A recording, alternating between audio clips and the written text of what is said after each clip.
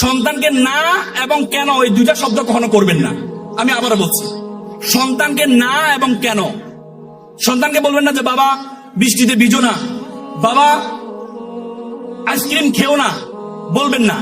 সন্তানকে বলেন যে বাবা বৃষ্টিতে ভিজো, ভিজলে কিন্তু তোমার জ্বর আসবে। বাবা আইসক্রিম খাও, আইসক্রিম খেলে তোমার ঠান্ডা লাগবে।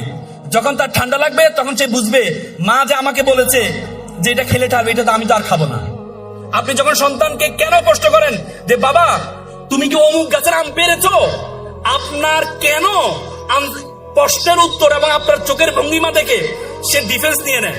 সে বলে না মা আমি তো পারি না, রফিক পেরেছে। কিন্তু আপনি যদি বলেন যে বাবা অমুক গাছের আম অনুমতি ছাড়া পারা ঠিক না, তাহলে বলে ঠিক আছে মা আমি আর পারবো না।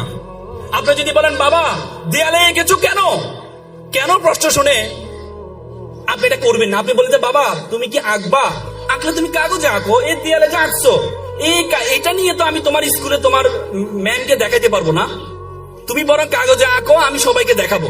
তখন বলে ঠিক আছে মা আমি কাগজে আঁকবো। এই জন্য সন্তানকে না এবং কেন